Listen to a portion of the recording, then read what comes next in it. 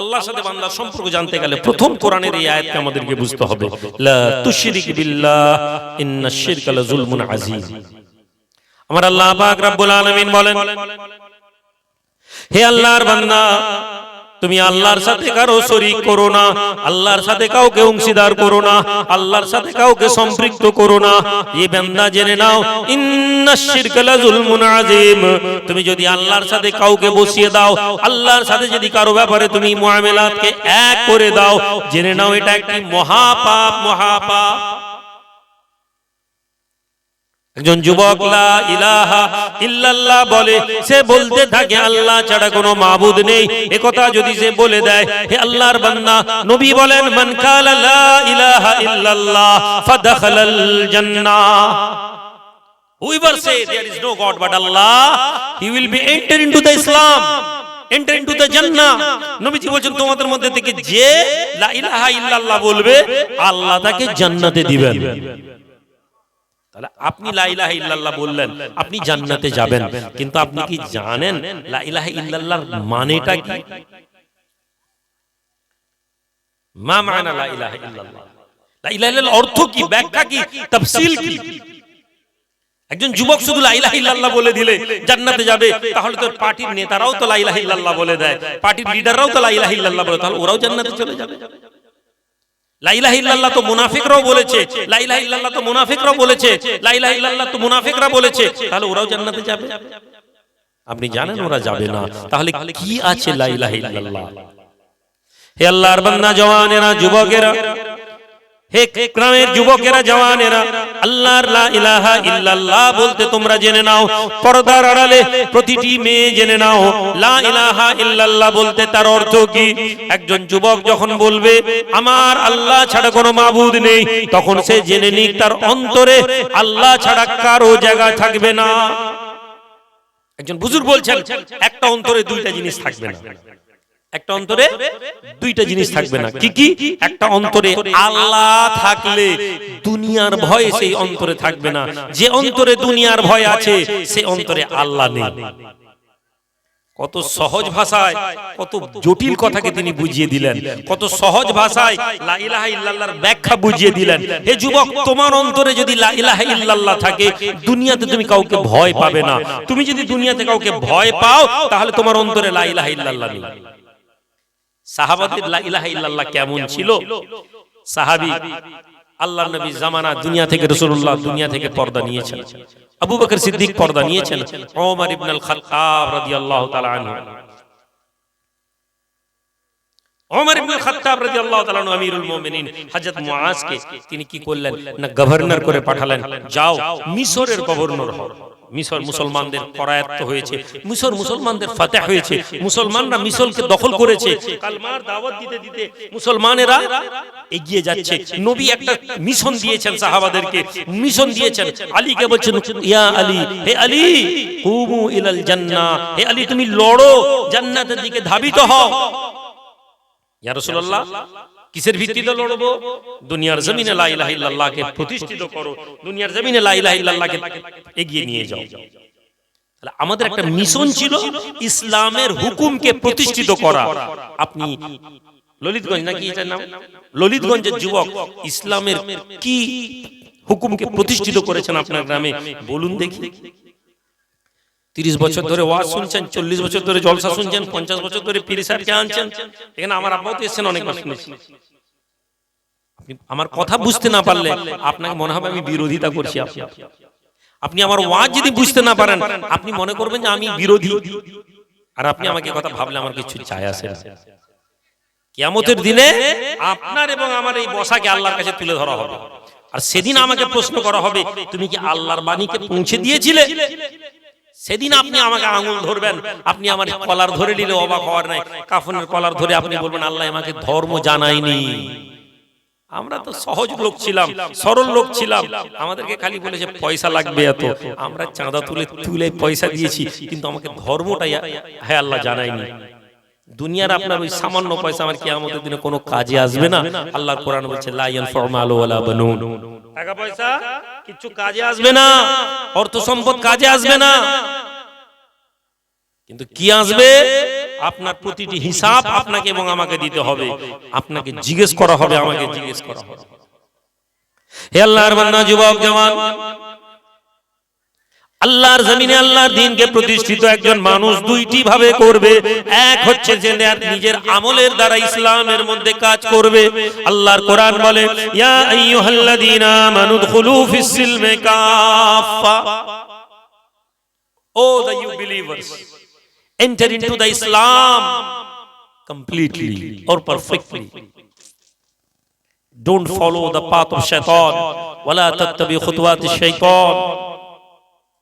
আপনি এখানে এসেছেন ধর্ম জানার জন্য, আর ধর্মের প্রথম যেটা জানতে হবে সেটা হচ্ছে আল্লাহর হুকুম কি। আল্লাহর হুকুম হচ্ছে ইসলামকে প্রতিষ্ঠিত করা। ইসলামকে প্রতিষ্ঠিত প্রথমে নিজের উপরে অ্যাপ্লাই করতে হবে। সাহাবারা যেভাবে করেছেন, মুআজকে পাঠিয়েছেন, মুসলমানরা ফতেহ করেছে মিশর। মিশর মুসলমানদের হাতে এসে গেছে। গভর্নর মুআজ রাদিয়াল্লাহু তাআলা আনহু বসে আছেন, এমন সময় মিশরের কিবতি, মিশরের যারা পূজা করে সেই কিবতিরা এসেছে।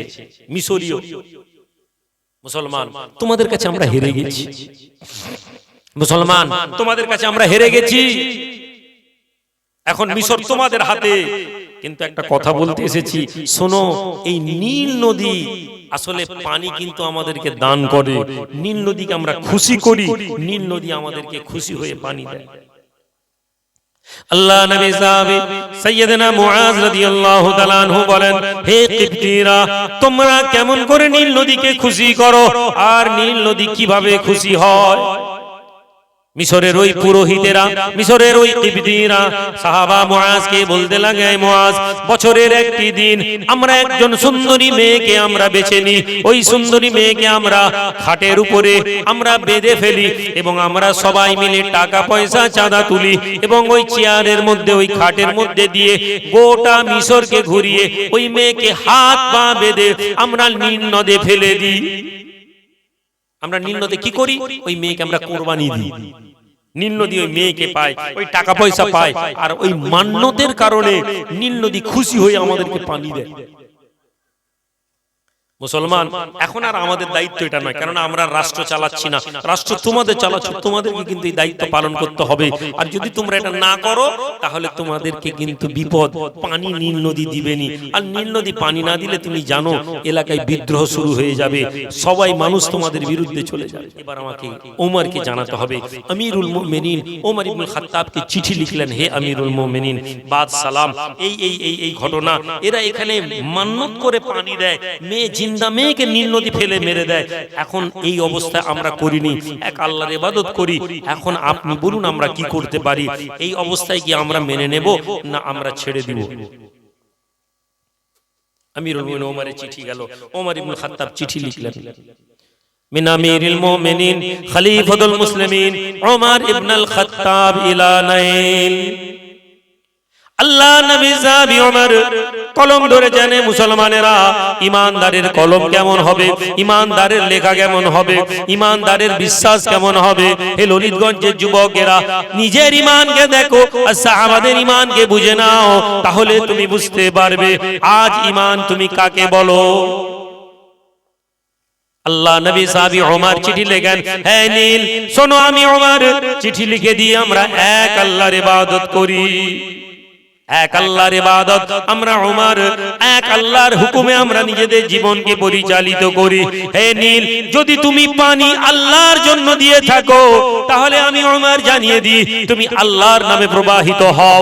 আর যদি তুমি কোনো মেয়ের জন্য, কোনো মান্যতের জন্য, কোনো মানসিকের জন্য তুমি পানি দাও, হে নীল শুনে নাও, আমরা মুসলমান পানি না পেয়ে মারা যাব, তবু আমরা আল্লাহ ছাড়া কারো ইবাদত করব না। একটু জোরে বলবো না?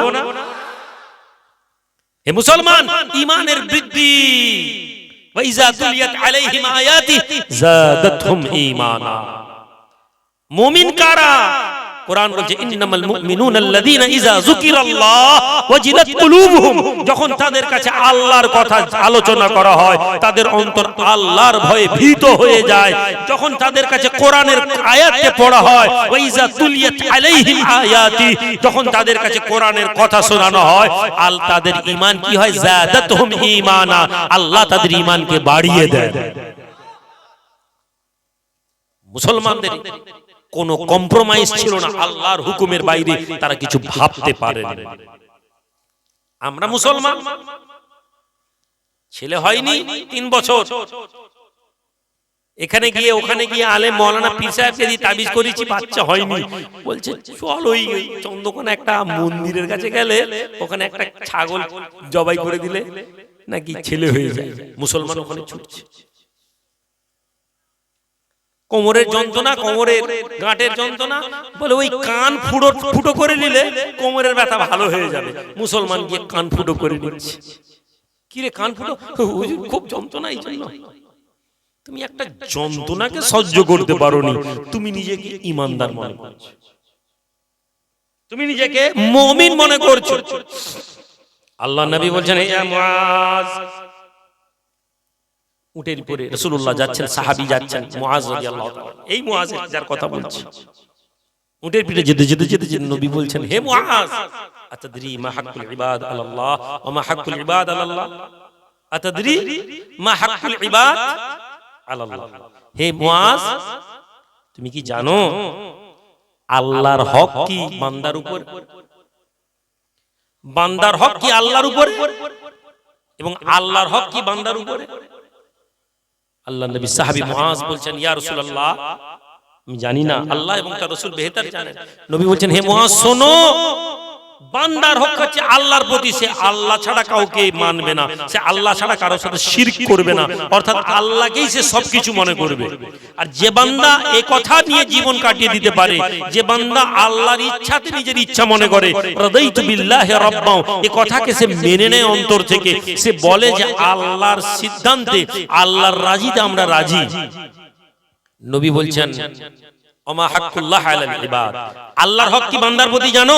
যে বান্দা এই কথা বলবে, আল্লাহ ছাড়া কাউকে শিরকের গুনাহ করবে না, এই মুআজ শোনো, আল্লাহ তাকে জান্নাত দান করবেন। লা তুশরিক ইয়া মুআজ, হে মুআজ, তুমি আল্লাহ ছাড়া কাউকে শরীক করো না। যদি তোমাকে কেউ কতল করে দেয়, কতলতা আও হাররাকতা, তোমাকে কেউ যদি কতল করে দেয়, কেউ যদি তোমাকে আগুনে পুড়িয়ে দেয়, তবুও তুমি আল্লাহ ছাড়া কারো নাম নিজের মুখে নেবে না। মুসলমান, তোমার আমার ঈমানের অবস্থা আজকে কি?